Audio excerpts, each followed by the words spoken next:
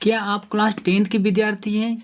क्या आप अपना बोर्ड का एग्ज़ाम 2023 में देने वाले हैं?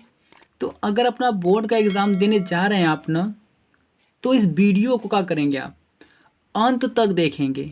ओके, और अंत तक देख कर क्या करेंगे बहादुरों, इस प्रश्न को आप क्या करेंगे, रिवीजन कर लेंगे और इनका क्या करेंगे, आप लोग इसे लर्न भी कर लेंगे आप। क्योंकि इस वीडियो को देखने के बाद ना आपका 4 अंक पक्का होने वाला है। कितना बहादुरों? तो 4 अंक आपका पक्का होने वाला है। यानी कि हम रियलिटी कह रहे हैं कि ये प्रश्न आपके बोर्ड एग्जाम में 100% आएगा ही आएगा। ओके, क्योंकि आपको पता है कि इस चैनल पर वही प्रश्न लेते हैं जो आपके बोर्ड एग्जाम के लिए मोस्ट इंपॉर्टेंट होते हैं। ठीक है, तो ज़्यादा समय नहीं लेंगे आपका, शुरू करते हैं इस वीडियो को। देखिए, तो मेरे प्यारे बहादुर, यहाँ पर आप देख पा रहे हैं कि क्लास 10th विज्ञान का मोस्ट इम्पोर्टेंट क्वेश्चन 2023 बोर्ड के लिए लिए हैं यहाँ पर। ओके, तो चलिए देखते हैं ऐसा कौन सा वो प्रश्न है जो आपके बोर्ड एग्जाम में आएगा। तो देखिए, वह प्रश्न है बहादुरों आपका, आधुनिक आवर्त नियम क्या है। ओके, दीर्घाकार आवर्त सारणी की प्रमुख विशेषताएं लिखिए। यानी कि ये प्रश्न आपके बोर्ड एग्जाम के लिए क्या है, महत्वपूर्ण है बहादुरों। ठीक है, चलिए देखते हैं इसका आंसर हम लोग कि आधुनिक आवर्त नियम क्या है और दीर्घाकार आवर्त सारणी की प्रमुख विशेषताओं को भी देखते हैं। तो चलिए देखिए, यहाँ पर हम लिख लेंगे पहले उत्तर को, और देखिए यहाँ पर क्या लिखेंगे बहादुरों आप कि दीर्घाकार आवर्त सारणी की प्रमुख विशेषताएं निम्न हैं।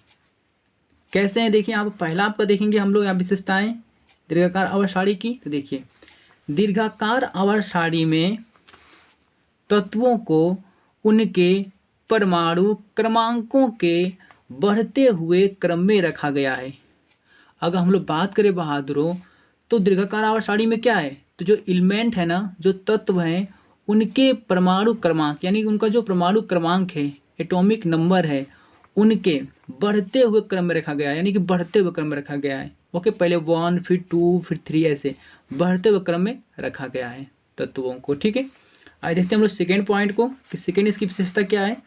देखिए, तो सेकेंड व्यवस्था यहाँ है बहादुरों, इस आवर्त सारणी में इलेक्ट्रॉनिक विन्यास की सहायता से तत्वों की स्थिति तथा उनके गुणों का पता लगाया जा सकता है।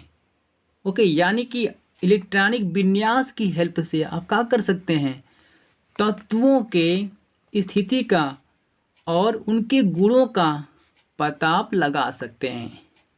ठीक है, तो ये दीर्घाकार आवर्त सारणी की सेकेंड विशेषताएं थी। ओके, चलिए देखते हैं हम लोग थर्ड विशेषताओं को बहादुरों। देखिए, ये जो थर्ड विशेषताएं हैं, इस आवर्त सारणी में समस्थानिकों के लिए निश्चित स्थान की कोई समस्या नहीं है। यानी कि देखिए, यानी कि इस आवर्त सारणी में ना समस्थानिकों के लिए कोई समस्या नहीं है। लेकिन आप पढ़े होंगे मेंडलीफ की आवर्त सारणी में, तो वहाँ पर क्या था कि वहाँ पर ना समस्थानिकों को रखने के लिए कोई जगह ही नहीं था। ओके, लेकिन इस आवर्त सारणी में समस्थानिकों को रखने के लिए एक निश्चित स्थान है यहाँ पर। ठीक है, इस आवर्त सारणी में है, यानी कोई दिक्कत नहीं है, इसमें आप समस्थानिकों को रख सकते हैं। ठीक है बहादुरों, देखते हैं हम लोग नेक्स्ट पॉइंट को। आइए देखिए, तो इस सारणी में हम लोग क्या कर सकते हैं, धातुओं को बाएं तरफ तथा अधातुओं को दाएं ओर रखा गया है। ओके, हम कह सकते हैं कि इस सारणी में, यानी कि इस दीर्घाकार आवर्त सारणी में जो आपके धातु हैं, ओके, तो धातुओं कहाँ रखा गया है, तो बाएं तरफ रखा गया है तथा अधातुओं को दाएं ओर रखा गया है। ठीक है बहादुर, ठीक है सर। आइए देखते हैं हम लोग पांचवें पॉइंट को, और ये पांचवा पॉइंट आपका क्या है, बहुत ज़्यादा इंपॉर्टेंट है। देख लीजिए बहादुर, यहाँ पर अगर हम बात करें आधुनिक आवर्त नियम की या दीर्घाकार आवर्त सारणी की, तो ये दोनों ही एक ही नियम है। ओके, कितनी अच्छी बात है यहाँ पर। ठीक है, यानी कि आधुनिक आवर्त नियम और आपका दीर्घाकार आवर्त सारणी दोनों ही क्या है, एक ही नियम है। बस बच्चे क्या होते हैं, अगर कहीं दीर्घाकार आवर्त सारणी पूछ दिया आपसे तो बच्चे कंफ्यूज हो जाते हैं कि नहीं, आधुनिक आवर्त सारणी नियम नहीं होगा, तो मैं बता दूं बहादुरों कि दोनों ही क्या है, एक ही नियम है। आपको कन्फ्यूज होने की बिल्कुल ज़रूरत नहीं है, ठीक है। चलिए अब देखिए प्रश्न में क्या पूछा था, एक बात आपका पूछा था यहाँ पर ना कि आधुनिक आवर्त नियम क्या है, ये पूछा था ना। थोड़ा देख लेते हैं हम लोग कि आधुनिक आवर्त नियम क्या है। देखिए यहाँ पर, देखिए तो यहाँ पर लिखा है आधुनिक आवर्त नियम के अनुसार, यानी कि आधुनिक आवर्त नियम क्या है, ठीक है। इसके अनुसार हम लोग क्या कह सकते हैं, हम कह सकते हैं कि तत्वों के भौतिक तथा रासायनिक गुण उनके परमाणु क्रमांकों के क्या होते हैं बहादुर, आवर्ती फलन होते हैं। ओके, यानी कि तत्वों के भौतिक तथा रासायनिक गुण उनके परमाणु क्रमांकों के आवर्ती फलन होते हैं।